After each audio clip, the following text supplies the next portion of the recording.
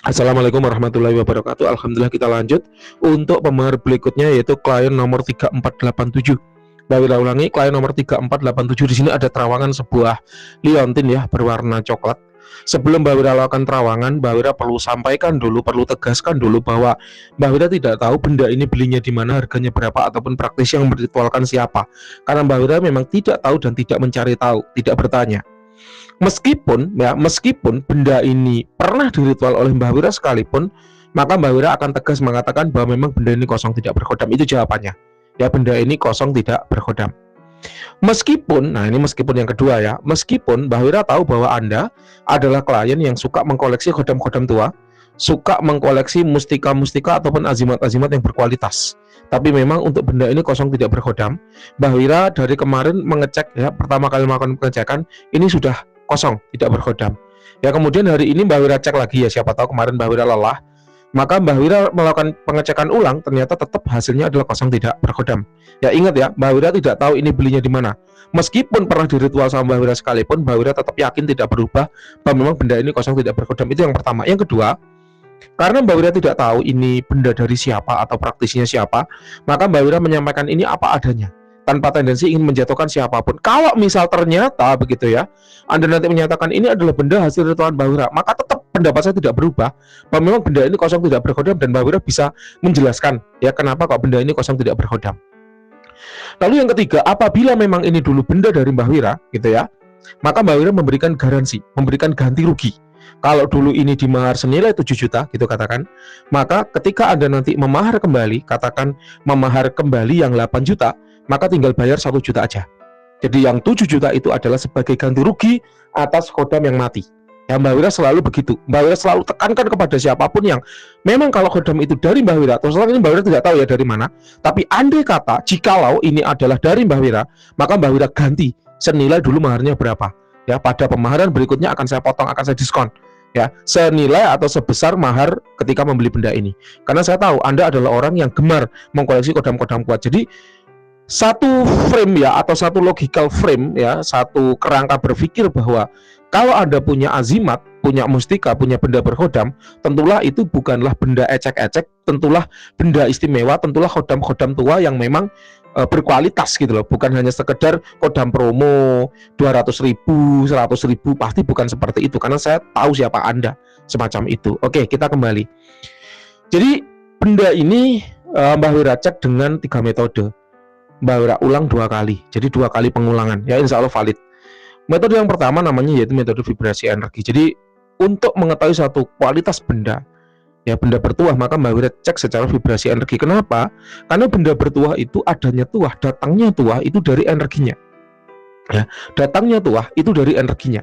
Meskipun memang ada benda-benda bertuah yang tidak mengandung energi, tapi mayoritas atau sebagian besar benda itu bertuah karena ada energinya. Nah, energi sendiri ada 3 macam. Apakah dia energi alam semesta? Ya, kalau benda-benda yang mengandung energi alam semesta, misalnya mustika, misalnya mustika kacang, mustika merah delima, mustika lipan, mustika buntat kelapa, dan seterusnya. Ataukah dari praktisi yang meritualkan atau disebut dengan tulpa, ataukah dari khodam, disebut dengan benda berkhodam. Nah, benda ini memang mengandung residu energi atau sisa-sisa energi, dan itu dari khodam. Ya, tapi khodamnya tidak berada di dalam benda ini karena udah mati. Ketika Mbak Wira rasakan vibrasi energinya, ini sudah bukan energi makhluk, tapi hanya sifatnya residu, dan kemudian ketika Mbak Wira cek residu itu, Mbak Wira mendapatkan visual penampakan sosok khodam wanita gitu ya. Nah, yang kedua, untuk lebih meyakinkan lagi, lebih mericek, Mbak Wira cek secara visualisasi. Mbak Wira mencoba mencari penampakan khodam dalam benda bertuah, dalam benda ini. Ternyata Mbak Wira tidak mendapatkan visual apapun ya. Meskipun ketika residu itu Mbak Wira cek terhubung pada sesosok khodam wanita, tapi ini bukan makhluk, karena ini hanya residu, sifatnya hanya jejak. Ibarat kita ngelihat ke tanah ada jejak kaki, tapi yang punya kaki udah nggak ada di situ gitu loh. Paham ya? Kalau ada kotoran tercecer di aspal, yang punya kotoran udah nggak ada di situ, hanya residunya aja, hanya jejaknya aja yang masih terlihat kayak gitu. Ya. Nah, kemudian yang ketiga, untuk lebih memvalidkan lagi hasilnya, yaitu Mbak Wira menggunakan metode injeksi energi. Jadi benda ini Mbak Wira injek dengan energi beberapa kali, kemudian Mbak Wira cek dengan mantra-mantra khusus atau doa-doa tertentu untuk mendekatkan atau memanggil ya keberadaan entitas yang jauh, yang berada di dimensi yang jauh, agar lebih mendekat ke dimensi manusia. Ternyata memang tidak ada feedback apapun. Hal itu menjadi tanda memang benar benda ini kosong tidak berkedap. Itu kemarin. Hari ini Mbak Wira cek lagi, hasilnya sama. Sehingga setelah melewati 2 kali pengulangan, Mbak Wira yakin dan valid bahwa benda ini kosong tidak berkedap, meskipun itu yang punya adalah Anda. Dan meskipun saya tahu Anda ketika membeli sesuatu pasti cari yang bagus. Jelas ya. Nah, kita kembali. Khodam wanita ini ya, khodam penghuni benda ini, wanita ini mati. Jadi yang tersisa hanya jejak atau residunya saja. Loh, emang khodam bisa mati? Bisa. Ya, misalnya kalah bertarung. Contoh, khodam wanita. Misalnya ya, khodam wanita. Anda sedang ingin mempengaruhi seseorang, ya, katakan pimpinan atau dosen penguji atau dosen pembimbing, misalnya. Nah, orang yang Anda pengaruhi itu, tentu kan afirmasi akan berbunyi ini, wahai khodamku, gitu kan. Aku perintahkan kepadamu untuk mempengaruhi si X, gitu ya, agar si X ini baik padaku, misalnya. Ya, ikuti si X, ya, datangi rumahnya si X, pengaruhi dia dalam mimpi atau entah bagaimanapun caranya, gitu kan, agar dia baik padaku, misalnya seperti itu. Nah, si X, ya, ini kan bermacam-macam. Kalau orangnya tidak punya perlindungan apapun, maka aman. Ya, khodam itu akan mempengaruhi tembus afirmasinya dengan lancar, dengan mudah. Tapi apabila orang itu punya proteksi, punya pagaran, entah pagaran yang seperti apa, karena orang itu kan juga bermacam-macam. Ada pagaran ilmu, ada pagaran magic. Memang dia datang ke seorang pintar, seorang praktisi untuk memagari dirinya. Ada pagaran khodam, misalnya, atau pagaran energi, atau pagaran apapun itu, gitu ya, sehingga menyebabkan khodam itu kesulitan. Tapi karena khodam itu loyal kepada perintah tuannya, maka dia akan berusaha mati-matian untuk menjalankan tugas atau fungsi, ya, yang sudah diberikan kepadanya, menjalankan beban yang sudah diamanahkan kepadanya, yang sudah diberikan kepadanya, sudah menjalankan afirmasi yang sudah diperintahkan kepada sebaik mungkin. Gagal, dia ulang lagi, gagal, dia ulang lagi, gagal, dia ulang lagi, hingga pada puncaknya dia mati. Misalnya kayak gitu. Ya, jadi khodam wanita yang menghuni benda ini, Mbak Wira rasakan tuh tuahnya lebih ke arah pengasihan sihir pikiran, ya, pengasihan dan sihir pikiran. Apakah memang kemudian Anda menggunakan benda ini, ya, sehingga khodamnya mati, ataukah, gitu kan, Anda afirmasi khodam untuk mempengaruhi seorang, ternyata orang itu juga sedang dalam pengaruh orang lain,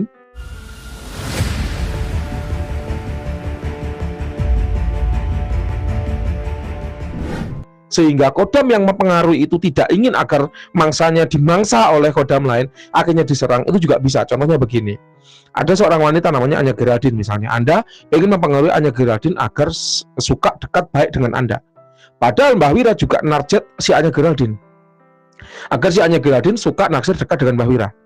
Maka Anda memerintahkan khodam untuk mempengaruhi Anya Geraldine, Mbak Wira juga memerintahkan hal yang sama, khodam untuk mempengaruhi si Anya Geraldine. Karena targetnya cuma satu, sementara juragan atau tuan yang menyuruh ada 2, maka khodam akan saling bertempur untuk memperebutkan khodam mana yang akan mempengaruhi si Anya Geraldine lebih dulu. Misalnya khodam itu kemudian bertarung, khodam Anda kalah, mati. Otomatis afirmasi Anda tidak berjalan, khodam Anda mati. Afirmasi Mbak Wira tembus, berjalan, dan khodam Mbak Wira hidup. Itu contohnya. Jadi matinya khodam itu bisa dengan cara-cara semacam itu. Nah, sebagai bukti gitu ya, bener nggak sih mati? Afirmasi aja. Berikan dia sebuah tugas, jalan nggak? Karena bendanya ada di Anda yang pegang gitu loh. Siapa tahu Mbak Wira nerawang nggak tembus, siapa tahu Mbak Wira salah, karena namanya manusia mungkin salah kan itu kan. Maka langsung diafirmasi aja, ya, langsung aja diafirmasi, karena bendanya ada di Anda, langsung dites, jalan nggak? Kalau nggak jalan berarti benar apa yang disampaikan Mbak Wira, apa memang benar khodam ini sudah mati. Biasanya pemilik azimat berkhodam itu merasakan kok, ketika khodamnya mati itu kayak nampak gelisah atau sesuatu yang berbeda, atau benda yang dia pegang atau azimat yang dia pegang jadi ringan, jadi nggak kerasa gregetnya atau apa, itu biasanya kerasa gitu ya. Jadi itulah hasil terawangan dari benda milik klien nomor 3487. Silakan kalau ada yang kurang jelas boleh ditanyakan. Terima kasih, selamat pagi. Oke, alhamdulillah ya, kita sudah dapat tanggapan dari klien nomor 3487. Nanti untuk tanggapannya akan Mbak Wira screenshot, Mbak Wira sertakan dalam video supaya para pendengar sekalian tahu ya seperti apa kualitas terawangan Mbak Wira. Jadi ketika Mbak Wira ngomong itu tidak hanya asal nyablak saja gitu loh, tapi memang ada bukti dari klien yang diterawang ya. Akan Mbak Wira bacakan tanggapan dari beliau. Selamat siang Mbah, terima kasih telah menerawang. Ini kebetulan saya yang meritualkan agar berisi energi saja. Tetapi setelah selesai ritual, firasat saya mengatakan sepertinya ada yang lain yang masuk. Jadi ketika saya selesai meritualkan dengan teknik khusus, karena saya belum bisa komunikasi dua arah, maka saya afirmasikan yang intinya, jika ada sosok apapun yang hadir, saya tidak akan memberikan apapun dan tidak mau ada pantangan apapun. Kalau mau ikuti aku, kalau tidak mau maka pergilah ke alammu. Sisa residunya saja ya Mbah, atau mungkin malah mati karena saya salah teknik menguncinya ya Mbah. Jadi ada pertanyaan dua ya. Jadi yang pertama adalah pertanyaannya, apakah mungkin kodamnya mati karena saya salah teknik menguncinya? Ataukah yang kedua dia pergi karena tidak mau dengan perjanjian yang saya buat? Ya, ada pertanyaan dua. Akan Mbah Wira jawab. Jadi si kodam ini terus terang ketika Mbah Wira melakukan pengecekan kepada bendanya, Mbah Wira tidak menemukan ada kodam. Ketika Mbah Wira panggil ya dengan metode injeksi energi pun tidak ada feedback. Yang tersisa hanya residu atau jejaknya saja. Nah kemudian Mbah Wira berusaha merekonstruksi kejadiannya dari jejak energi itu. Mbah Wira kira mati. Ya awalnya Mbah Wira kira mati. Nah kemudian Anda bertanya apakah kodamnya ini mati karena saya salah teknik mengunci, atau yang kedua kodamnya pergi karena tidak mau melakukan perjanjian dengan Anda.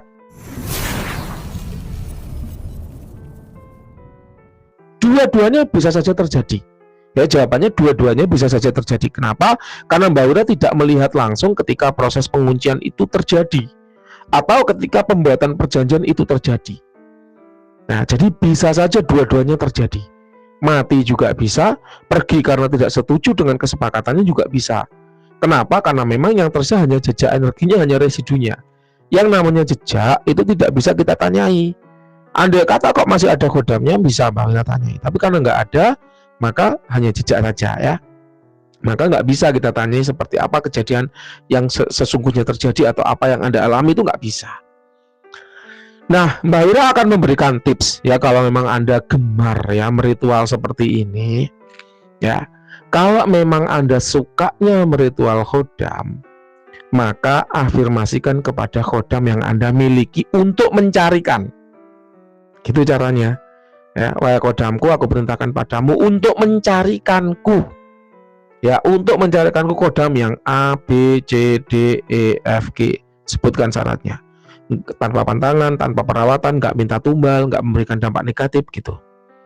Ya, tapi itu pun belum tentu memberikan hasil yang maksimal. Ya memang yang paling benar ya kita ritual, ya kita harus paham dengan apa yang kita ritual.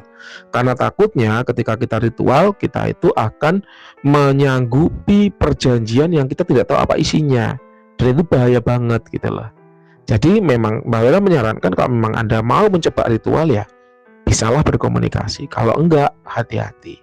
Ya lebih baik hati-hati. Selalu cross check, selalu memantau diri, karena takutnya pada saat ritual itu terus melukai diri Anda ataupun keluarga. Nah itu yang paling dikhawatirkan.